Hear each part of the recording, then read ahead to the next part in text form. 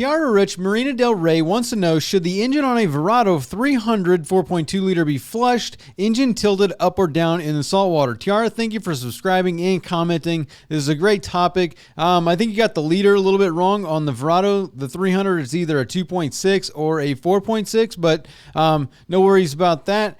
Now, as far as flushing an outboard with it tilted up, one, never run an outboard like that. If you've got it tilted up and on the flush attachment, do not run the engine. The main concern here with an engine being tilted up is the exhaust. So depending on the model, when you tilt the engine up, on the back of most of the outboards is the exhaust system. And if you tilt it up to a certain point, depending on how the boat is, if it's sitting on a trailer, if it's sitting on a hill, if you flush it, that water in the exhaust, depending on the angle, could make its way back in through the exhaust towards the cylinders. So they could get on your exhaust valves and it could get into the cylinders.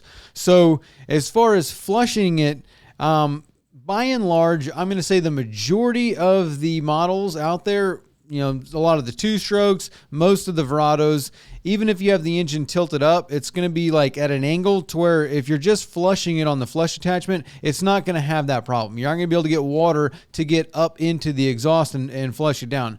But I would definitely say I wouldn't advise to do that. For the most part, I would say to tilt them down. Like a lot of people ask this question mainly because they keep their boat in the water. And if you keep the boat in the water, obviously when you flush it, you want to get the lower unit out of the water. And that could be troublesome when it's living in the water. So if you tilt it up just enough to where you can see the lower unit pickups, like the little holes on the side of the lower unit, get those just to like the top of the water so it's not tilted all the way up, and you can flush it like that, and that's going to get the majority of everything out. Again, the biggest problem is that the exhaust. That's the only, I guess, caveat or asterisk, as you could say, to being a problem in flushing an engine with it tilted all the way up out of the water. A lot of models though, like if you got say a 92 stroke or something like that, it's not even, there's no possible way for the water to get into the exhaust. So, if you tilt it up, well, I guess I can't say that because if you have the engine completely vertical, then yes, it could get into the exhaust. But by and large, you can't trim an engine to get all the way completely horizontal. Most of them are going to be at an angle to where it's just not possible. But at the same time, there are some models that the exhaust is lower and it could potentially be an issue. For most of them, it's not going to be an issue. But again, like running the engine like that, don't do that. Don't do that. You're asking for a problem. But think about that, where if you look at your engine and it's tilted like this, you're not going to have an issue flushing it. But if it's like this, like you're potentially, you could fill the exhaust with water. By and large, it's not possible because the exhaust is just a big dump. It just dumps out into the drive shaft housing. So for the most part, you're not going to fill that up with enough water to then fill it back up into the exhaust, through the exhaust, and then down into where your exhaust valves are in your exhaust manifold. That's kind of been part of the design of the outboard to not allow that to happen. But again, there's people have found a way to do things. It's like, how would you do that? And that's why I would say just think about that angle. If you've got your engine like this and you flush it, it could be a problem. And then for a lot of other models, it's not going to be a problem. If you have it just at a decent angle, flush it, you're not going to have an issue. So that's about, as vague of an answer as I can give based on that topic.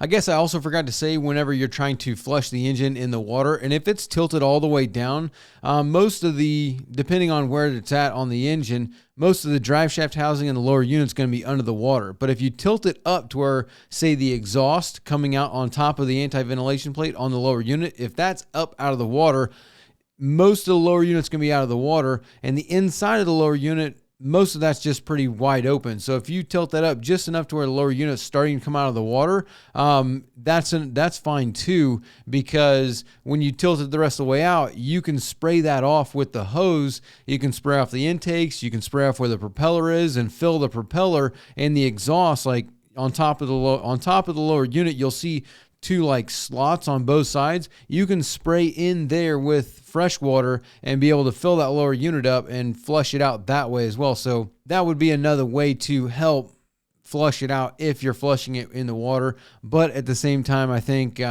we might be overthinking it a little bit as well. So just some thoughts that I had that I forgot to say whenever I was talking about it yesterday. And Sam says, appreciate the valuable information. Thank you, Sam. Question from another previous video. You mentioned using salt away lets you be lazy in the flushing department.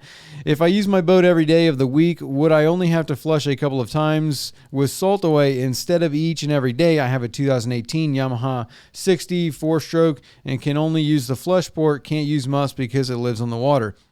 There you go. Boom. Same issue. Boats living on the water and being able to flush it. Now, if you're using the boat every day, then yeah. So when you're flushing the engine, the biggest thing that you're doing is you're washing away any salt deposits or mineral deposits that are left out of the water. When you shut your engine off, it's hot. So if you don't flush the engine immediately, the water that's in there, for the most part, a lot of it is going to evaporate, leaving behind mineral and salt deposits. So you don't really have to flush it every day as far as to get as much of that out as possible, especially if you can't flush it right when you turn the engine off. But if you use salt away once a week and then flush it for 10-15 minutes, then yeah, it's going to be it's definitely going to help. And any deposits that are built up on there, for the most part, salt away is going to be a good enough product to get that out of there. And if you run it every week and you flush it, say 10 minutes using the salt away once a week, I would say that you're probably going to be pretty close to being able to clean everything out and not allow those deposits to build up over time. Obviously, if you can flush the engine out every time that you use it, that's going to be the best. But is it overkill? I guess it depends on who you ask. In my opinion, I don't think it's as big of a deal. Where if you flush it, if you run the boat every day, then flushing it once or twice a week and you use salt away, then yeah, you're not gonna have a problem. John Nooney says, I wonder if the mojo of the chemical goes away quickly and if it would be beneficial and more efficient to replace the rid lime at some point. I don't know. That's a pretty good question. Talking about rid lime and flushing in outboard with the rid lime and whether or not the chemical or cleaning properties of the rid lime, I guess you would say depletes or loses its active ingredient. I don't know. I understand what you're saying, and that's why I'm trying to put it into words myself. As does it lose its potency? I guess would be the best way to put that. And I don't know. From what I saw and just flushing it after the 6 hours that we flushed it, I think that it really doesn't lose its potency more per se. I would say that it just gets contaminated. So by the time I was done flushing that out, whenever I dumped that stuff out, that 2.5 gallons that we had in there, the bottom of that bucket had like this much stuff in the bottom of that bucket. Like it was like a thick like substance of like salt and sand and like just shells and all kinds of other stuff. So I don't know if it loses its potency more, but I would say it definitely gets contaminated. But I think, if you do one flushing on one engine, I would say that'd be fine. I guess that would be a good test to do where you flush one engine and then take that same stuff, like the same solution, strain it, dump all the sand and all dirt and all that stuff out of the bucket, and then reuse that on another engine and see, how well it cleaned it. But yeah, not really sure, John. That's a really good question and possibly something that somebody should test. Chris asks, you seem to know what you're doing on two-stroke motors. Maybe. Did Mercury ever make a 135 horsepower in 1988 that did not pee all the time? I was born in 1988, so I can't tell you 100%, but I want to say that most likely no. Usually the only engines that didn't pee were like smaller horsepower engines. I think that all of those 90s, 100s, 115s, 135s. Like once you get into the 100 horsepower range, most of them had a telltale. So, I'm going to bet that they didn't. But again, I was born in 1988. So, whether they did or they didn't, I couldn't tell you 100%. Again, based on how large that engine is, I would think that it would need to have a telltale because it's going to need to move a sufficient water flow. And most of the engines that don't have telltales were all, that I can remember, were all pretty small. Unless it was, even if it was air-cooled. I mean, some of the air-cooled engines, they didn't get that big. I mean, I don't even think I've ever seen a 40-horse air-cooled engine, but there probably was. I mean, I don't know. I don't have much experience with vintage outboards. That's a better question for some of the other viewers. If you look in the comments, there are some commenters that work a lot with Johnsons and Evinrudes. I think I'm trying to think of the person's name. Johnny Rude, I think his name is. He does a lot of that stuff. So one of those guys that deal with that stuff on the everyday, they're going to know a lot more than I am. Kish Idabu, did you put heat on the bolts, or is that not an option for the water jacket? I have an 89 version of the same motor. Agreed about love and hate. Saltwater is my only option, so I am just having to live with it. Yeah, you can definitely, heat is your best friend when it comes to trying to take out bolts. If you want to not snap bolts, you got to use heat, but at the same time, you have to be careful with heat, especially on like a water jacket or something like that. Based on where that was, if I were to apply heat, where the block comes together as well as the head, if I was to heat up that area, I'm going to be heating up the block gasket as well as the head gasket, and the other, those gaskets basically is the main concern for me. And I didn't want to heat that up to where it would, possibly melt part of that gasket and have a problem with the block. So I didn't use heat for that reason. But if you're rebuilding an engine or something like that and you're going to take apart the block, then 100% heat's going to be your friend. It's going to allow you to actually hopefully get all the bolts out without snapping anything. But at the same time, when you do use heat, you need to be, thinking about what's around what you're heating up. And if you heat up something that's close to a certain section on the block where the crankcase comes together, you're going to mess that gasket up if you heat it up. So definitely be thinking about that. But heat on bolts, 100%. SSB Band says, when the epoxy filling is done, what do you use finally? Screws or bolts with machine thread? What is stronger? Always a through bolt with a nut is going to be way stronger than a self-tapping screw. We're talking about, filling holes and, trying to get things that are secure. A lot of times you'll have components on a boat. Because a boat is always flexing, a lot of people don't think about that. Like when a boat goes to the water and you put it together, you've got the hull, you've got the deck, you've got the cap, you've got the console, you've got, the other features that are put together with the boat. And all that stuff is like, it's assembled together using screws, bolts, epoxy, fiberglass, and it's all assembled together.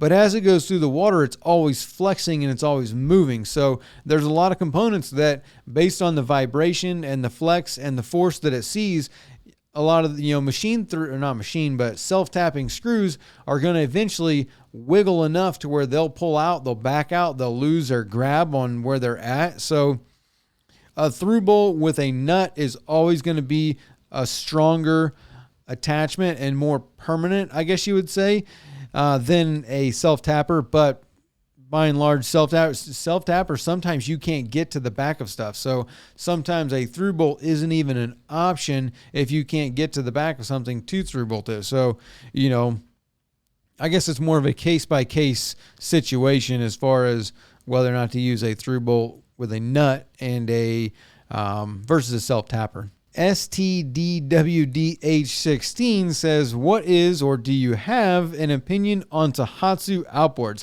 I know the older ones were simply rebadged Hondas, but now their smaller horsepower series are a proprietary design. I will need to repower a 14-foot McKee Craft. I love a McKee Craft. That's a phenomenal boat soon, and I have been looking at Yamaha, Suzuki, and Tohatsu 60 horsepower engines. The Tohatsu made the cut because I can get it rigged and installed for significantly less money, $2,000, less than the Suzuki or Yamaha. I do have a Tohatsu dealer close by, so parts, service, and warranty issues aren't a significant concern. Curious to hear your thoughts. For the most part, yeah, Tohatsu is a good brand, especially smaller engines like that. Like I think Mercury all the way up to the 30 horse is basically a Tohatsu. So I don't know about as far as the Hondas and the Tohatsus, what year, which models were shared and which were not. But Tohatsu, for the most part, is all proprietary for, I think, all of their models. So it's a good brand. They're reliable. They're not in the large horsepower game. I mean, I think they make a 250. They don't make a 300 or 350, 400, anything like that. But a lot of their smaller engines, honestly, in my own personal opinion, anything under like even up to a 150, really, I don't think that any of those brands have a bad model. Like, I would run a Mercury 150. I would run a Yamaha 150. I would run a Suzuki 150. I would run a Tohatsu 150. I think all of them make a good, solid engine in that horsepower range. Same thing for the 40, 50, 60, the 75, the 90, the 115.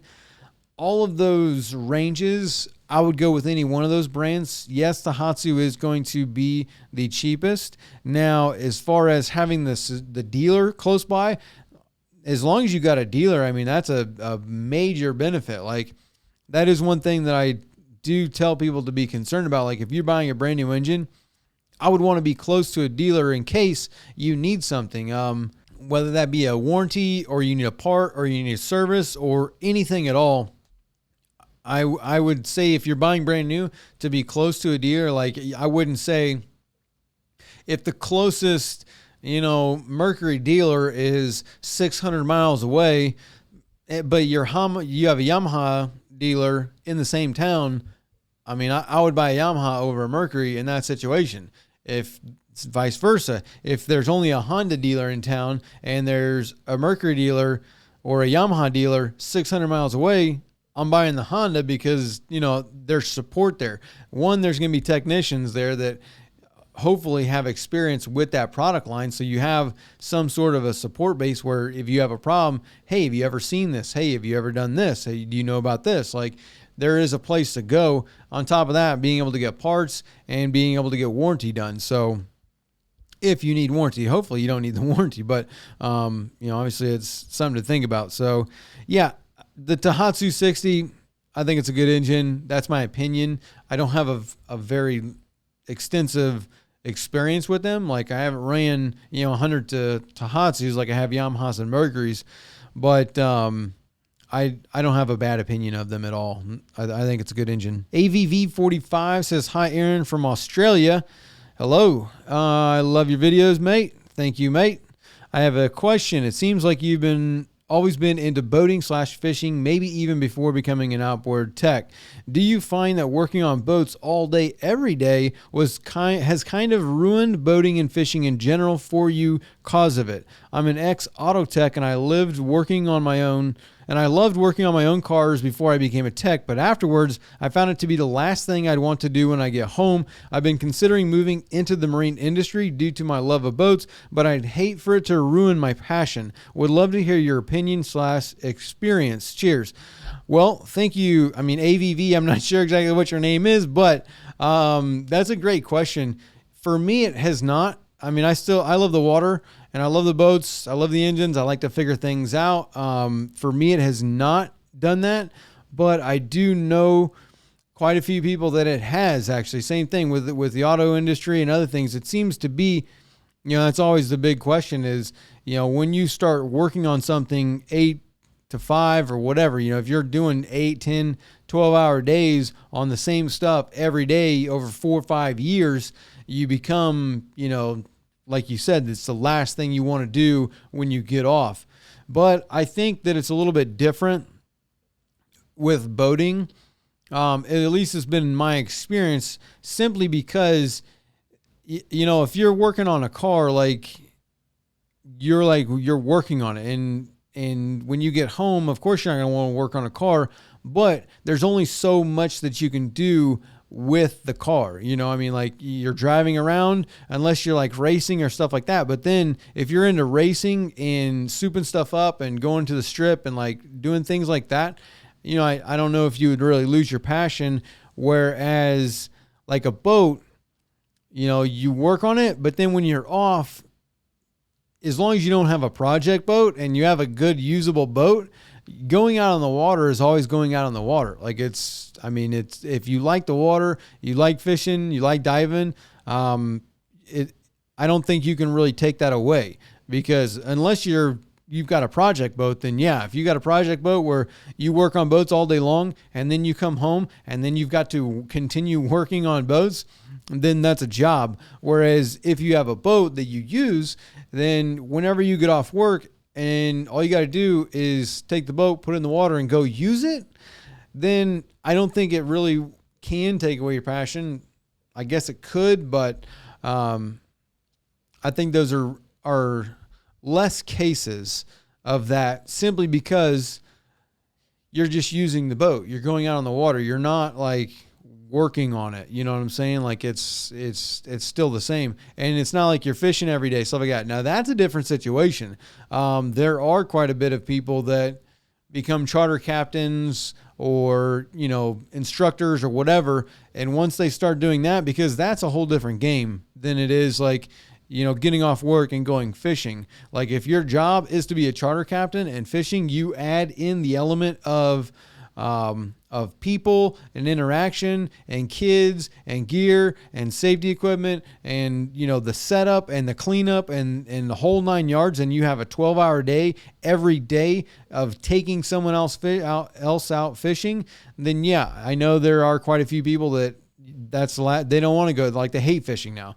So, I can see that aspect of it, but as far as like becoming a boat mechanic and then, you know, using a boat, it hasn't, in my experience, lessened my desire to go out and use a boat and get on the water and have fun and stuff like that. So hope that answers the question. Kirby, still pretty new to boating. If you chose to open up the motor like you did, would it make sense to spray it out with hot water or a pressure washer carefully?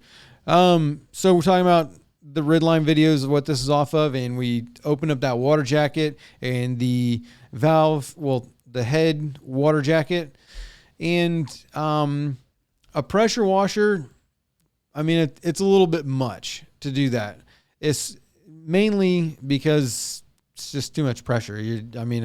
I guess, yeah, you could use a pressure washer, but there's just such a small sliver of an engine. It's really, I don't think using a pressure washer is really a good idea, because you're going to be pressure washing everything else, chipping the paint and causing more problems, more damage than you really want to do. And also, regular water doesn't really do anything, because it's, you know, calcium and salt and mineral deposits that you have corrosion buildup. So pressure washer, you could probably damage more stuff than you could just cleaning it, and you're only going to be able to clean what you can see. So, I mean, I guess you could use a pressure washer, but I wouldn't do that. I mean, you just pick it out with a brush, scrape it out with a pick, use Ridline, and clean the stuff out. So not really much of an answer to your question, but no, I wouldn't use a pressure washer to try and clean the inside of the engine. Zyla says, hey, I bought an 85 horsepower Yamaha, took it out the other day, ran fine, then broke down on the water. I replaced the fuel pump and filter, but can't get it to start. It will only run for like 10 seconds. If I use starter fluid, does that mean it's my carb? Yes. The short answer is going to be yes. That means you're not getting fuel. Like, if you take your engine, you try and start it and it won't start, it'll crank over and crank over and crank over and won't kick over, then, or, you know, it won't fire over, I guess would be a better way to say that, you know, so we don't confuse the terms. But if you squirt starting fluid in there and all of a sudden it ignites, that tells you you've got spark, you've got compression, you just don't have fuel. You've got air, but no fuel. So yeah, your carburetors, whatever that may be, something is not allowing the carburetor to give fuel to the engine. You might have reed problems, but most likely the carburetor is messed up, especially on an 85 horsepower Yamaha. Take them carbs off, clean them, put them back on, inspect them, and my guess is that Yamaha's going to run. They are notorious for taking abuse and running. Jack Coltis, is there a way to lower those two rams in manually? I know how to do the main ram with the screw, but not those two. So talking about a trim unit and getting a trim unit to get the rams to come down, yeah, manually you can push them in. That's pretty much it. As long as you have the manual release valve out, you can push them in manually. Takes a lot of force, but you can push them in manually. Put a board on there or whatever and push them down. They can. You can also just hit the trim button and suck them in. So if you just hold the trim down button, the motor itself will suck those rams in.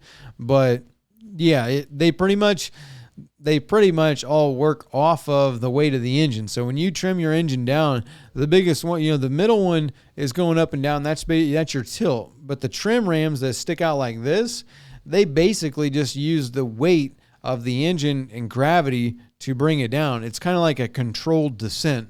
So, as soon as you trim that engine down and boom, and it hits those two rams, the weight of the engine is what's going to push those down when you're trimming it down. It's not really like, the trim motor is pulling the engine down. It's more that the trim motor is controlling the engine going down, if that makes any sense. Fake name says, help, please. Roughly, what should be max voltage output of a rectifier regulator on a Yamaha 25? I keep track of start and house battery voltages with a volt gauge. Start battery before starting motor was roughly 12.6 volts, but once I start outboard, rectifier starts sending voltage to battery, but it doesn't seem to be regulating the voltage. It just seems to keep going up. I was seeing voltage of 17.4 volts or so before I decided to head in. If the rectifier regulator is working and regulating the voltage, what is max voltage I should be seeing on start battery when motor is running? 1994 Yamaha 25, model 25 ELHS, dual battery setup, Blue Sea Systems, add a battery setup with an M ACR. Currently have ACR wired up, so there is a switch on negative wire to disable it, and have been leaving it disabled until I can get rectifier regulators sorted out.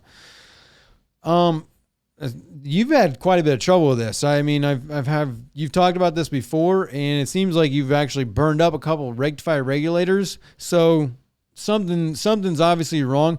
17.4 is too high. What you should see is, on a 25 horsepower with the stator and a rectifier regulator, I mean, you can have some variances in it. I would say 14.5 is going to be the absolute max, but normally 14.1, 14.3, 13.9, somewhere around 14 is usually what you should see. Anything above that, like once you start seeing 14.8, 14.9, 15, like as soon as you see 15, that's too much. Something's going on. It's not regulating that voltage.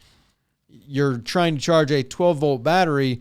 It's not meant to accept 17, 18, 19, 24 volts. I mean, it's not going to accept that. My question is that something is burning up your rectifier regulators, and I wonder if it's because that 25 stator and the amount that thing can put out. I don't know what the amperage. Let me look this up actually while we're here. So what I'm looking at is a 25 horsepower Yamaha. They have 25. I know you got the two-stroke 1994, but it's going to be similar. So the alternator output at wide open throttle is 16 amps. So if you're running, and then what that engine's going to be consuming, you got a 1994 25 ELHS. So my guess it's going to be similar as far as the output, but I'm wondering if the alternator is not able to keep up with the batteries. So you're trying to charge two batteries using an ACR, and I wonder if the alternator is not able to keep up, or the stator is not able to keep up with the batteries, your consumption and that alternator putting out all that it has to the rectifier and the rectifier allowing all that it has to go to the batteries to try and get those batteries up. If that's what's burning up the rectifier regulator, that could be the problem, because you've talked about this before. Like we said, like a couple times, you've actually said you went through like 2 or 3 rectifier regulators, if I remember correctly. I might be mistaken, but I would say if you're going through rectifier regulators like that, then the alternator is probably, the stator's putting out everything it has, and because the 2 batteries are just consuming everything, with it running maxed out all the time, it could be burning out that rectifier regulator. Should it? Not really, but obviously if you're burning them out, you've got a problem. So that'd be my first thought. Obviously, I've talked about having a loose wire, a bad ground, something else that is not working right on the rectifier regulator where that stator is putting out too much. I really don't see the stator output, if it's putting out too much, that it's burning up the rectifier regulator, because that's kind of the job of the rectifier regulator, is to take what it can take, and then based on what it can get, it just disperses it. Without looking up in the manual and kind of like looking more into that. And if it is possible for that stator to put out too much power and it burn up a rectifier regulator, I don't know if that's possible or not, but it potentially, I guess it could. I would also look at possibly being that it can't keep up with the batteries. Like, I'm not sure what all's on the boat. I mean, do you have a stereo and a GPS with a transducer? It's going to be on a small engine. You got a little, I think you got a 14-foot aluminum. I'm not 100%, but hard to say. Unless you got a trolling motor, that you're running a trolling motor on one of the batteries, and then it's draining the battery enough to where the alternator or the stator is trying to get that battery back up, and then over, say, 6 months of that, it just burns up the rectifier regulator. Possibly. So not 100%, but I think I would look into that and see, is that even possible? Not 100%. Sorry, fake name. CryptoChino.soul. Hello, if I'm painting the whole engine, do I have to take the cowling off? And do I need primer paint and clear coat? Is the primer absolutely necessary? Well, Crypto, you could do whatever you want to do. No, with enough coats of paint, then no, the primer isn't necessary. I mean, it's really, you should use the primer, but if you didn't want to and you just use paint and clear coat, would anybody know? Probably not. How long would it last? Probably long enough. Take the cowling off? Yes, I would take the cowling off of the engine 100%. I wouldn't paint that cowling on the engine. You definitely want to take it off, get it away from the gasket, and I would take the cowling off. Primer or not, you're going to have 100 people say that you don't need the primer. You're going to have 100 people say that you have to have the primer, and all the reasons why you don't need it and all the reasons why you do need it. So, realistically, you can do whatever you want. I would use the primer, and I would use the paint and the clear coat, but at the same time, I don't know what the situation is. I mean, is it just a faded paint and you just are going to sand it down a little bit and you've still got basically a full base of the color with primer already? Then the primer might not really even do anything. So yeah, you could paint it with the paint, skip the primer, and just use clear coat after the fact, and get very similar results with maybe similar lifespan. Probably. Francisco Adolfo says, many thanks for this education. What ATF should we use? Talking about trim engines and stuff like that, and steering systems. On a trim engine, it depends. For the most part, most of them can use most of everything. Mercury, let me think. Mercury wants, depending on the engine, you can have type F, FA, Dextron 2 or Dextron 3. And I want to say Mercury or Yamaha. That's Mercury. Mercury is F, FA, Dextron 2 or 3. And Yamaha only wants Dextron 2. So that's that. And the rest of them are going to be very similar. Suzuki's going to be almost identical to Yamaha, Tohatsu, same thing. They're pretty much, if you use a Dexron 2, you're going to be good on pretty much all the brands. So just go with a Dexron 2. One more question. ROK says, Ridlime is great stuff. Do you have any tips on removing head bolts on an older two-stroke? I do not believe they have ever been removed, and I do not want to break one. Thanks. Not really. There aren't any really tricks. I mean, using lots of lubricant and trying to heat them up. Other than that, make sure that when you're trying to take them off, that you are getting a direct 90-degree turn. Don't have an angled handle on your wrench or on your ratchet to where you're angling the head bolt and putting a different torque on it. Make sure that it's flat and going straight up and down, and you're straight turning the bolt. And heat and curl. That's going to be the two things that I would say, heat and curl. Again, going back to our previous discussion also about using heat, though, is that if you're taking that off and you're heating something up, be cautious of what you're heating up and what's around it, what gaskets are there, and are you going to need to be replacing gaskets or rubber components, whatever. Your temp sensor up at the top, make sure you get that temp sensor out. Any kind of rubber component, make sure none of that's around it if you're going to use the heat. But when it comes to breaking bolts, that's just kind of the name of the game on turning wrenches. I mean, when you fix stuff and you work on old stuff, two strokes and saltwater applications, like that's just what it's going to be. Even if you're working on four strokes, I mean, a 30-year-old engine used in salt is going to have rusty and corroded bolts that are going to snap sometimes. So unfortunately, heat and curl, best options that I can give you as far as something that will hopefully help you to not break a bolt, but there ain't no guarantees when it comes to breaking bolts. I mean, bolts break. That's just part of it. So other than that, have a great week.